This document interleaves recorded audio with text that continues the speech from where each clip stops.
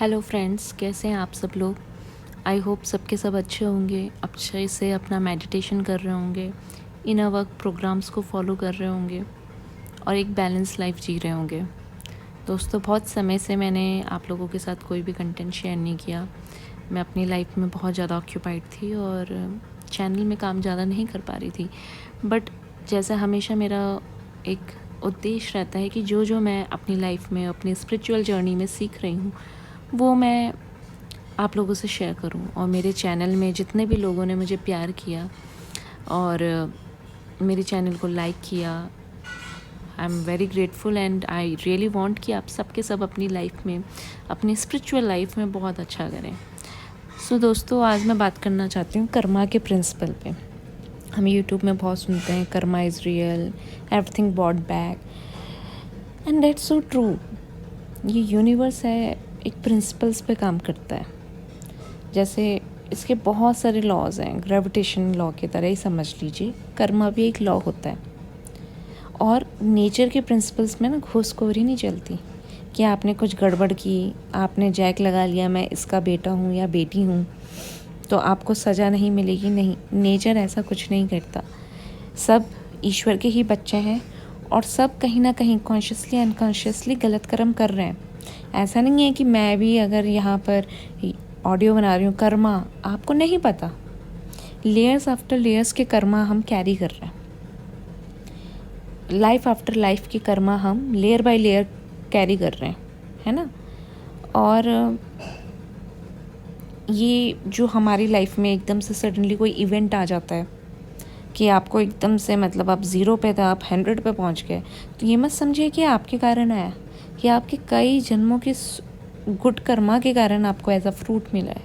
ये कई बार आपको लगता है कि आप बहुत डिज़र्विंग हो, लेकिन जिस स्थिति में, जिस परिस्थिति में आप इंटू हो, वो आपके कर्म नहीं है। मतलब इस सिचुएशन में you don't deserve that, but वो भी आपकी लाइफ आफ्टर लाइफ के कर्मा ही आगे आए हैं, जिसके कारण आपको दुख भोगना पड़ रहा है, और दूसरे वाले सिनेरियो में जिसके कारण आपको सुख भोगना पड़ रहा है।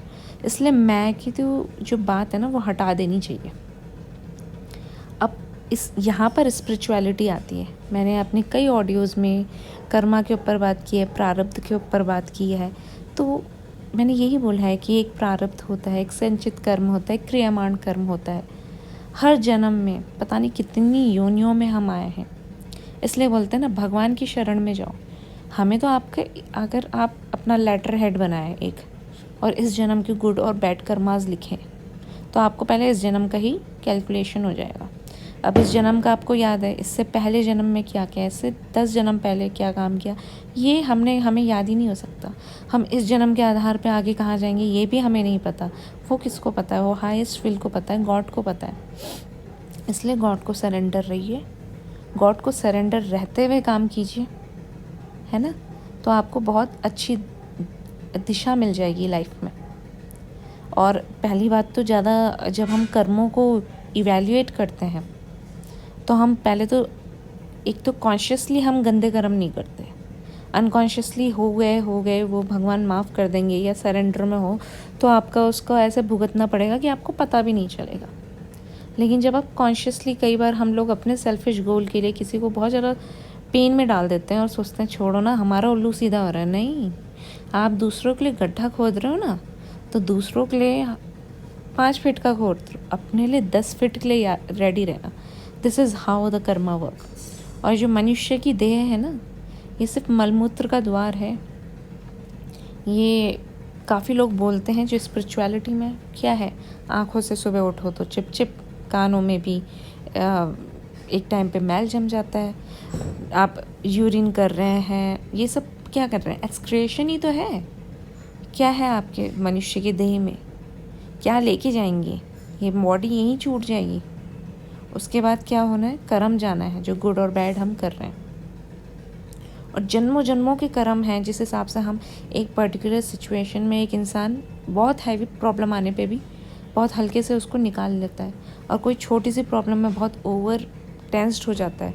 ये भी ही हमारा कर्म लौट के आता है, क्योंकि ये हमारा संस्कार बन गया है कि एंगर क्रिएट करना है, संस्कार बन गया है कि पेन में रहना है, संस्कार बन गया हमेशा डिसकंटेंटेड रहना है।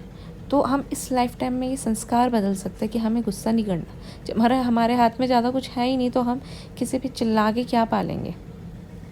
दूसरी बात, संस्कार बनाना है कि हमें पीसफुल रहना है। 4-5 बार आप लाइन ही बोल दो, I am a peaceful soul, आप अपने आप में चेंज देखेंगे। सो तो जो हम कर्म कर रहे हैं ना, जन्म आज तब जन्म, भगवान हर जन्म में हमें मौका देता है कि प्रीवियस कार्मिक पैटर्न्स में भी देख लो, जो आपके लाइफ पार्टनर्स आते हैं, हम एक ही रिपीटिंग पैटर्न कर रहे होते हैं बार बार। अगर किसी में सपोज एंगर इशू है तो हर रिलेशनशिप में एंगर आ रहा है, किसी में बिट्रेयल का प्रॉब्लम है तो हर रिलेशनशिप में बिट्रेयल आ रहा है, किसी में अबेंडमेंट का है तो हर रिलेशनशिप में अबेंडमेंट आ रहा है। तो अपने आप को कॉन्शियसली ऑब्जर्व करो, अपने पैटर्न्स को ऑब्जर्व करो, अपना इनर वर्क करो, अपना मिरर वर्क करो, सेल्फ लव टेक्निक करो।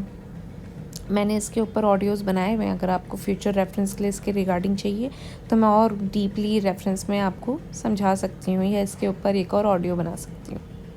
ठीक है, जनरलाइज़ कर रहे हैं कि बहुत ज़्यादा डीप रूटेड ट्रॉमा है भाई। हर साल दुनिया पलट रही है, 360 डेज़ में तो पूरा साल बदल जाता है, ऋतुएं कितनी बदल जाती है, और आप वो 10 ईयर्स बैक जो हुआ है वही अभी तक पकड़ के बैठे हैं, तो वो भी तो एक ट्रॉमा बन गया ना। उसके लिए एक नया लाइफ टाइम लेना पड़ेगा। तो हर कोई तो इतना समझता नहीं है, लेकिन जो स्पिरिचुअल जर्नी में है, जिसका ध्येय है कि मुझे मुक्त होना है, जो बहुत ज़्यादा कॉन्शियसली अपने आप को ऑब्जर्व कर रहा है। अदरवाइज जो अनकॉन्शियस लोग हैं वो तो ये बातें सुनेंगे ही नहीं, उनको तो बकवास लगेगा कि क्या बातें कर रहे हैं। लेकिन अगर आपका गोल है लिबरेशन के लिए, आपका गोल है कि आप लाइटेंड अप हो जाओ, कुंडलिनी जागृत हो जाए आपकी, तो जब तक आपके कर्मा कहीं ना कहीं प्रीडोमिनेंट आपको रोकते हैं एसेंशन में भी, बाकी गॉडेस कुंडलिनी इतनी डिवाइन एनर्जी, उनको सब पता है कहाँ पर कौन सा कर्म अनलॉक करना है, किस तरह से कौन सा कर्म रिलीज़ करना है। इसलिए सरेंडर टू गॉड हमेशा रहता है। I hope you like my audio, please like and subscribe. Thank you.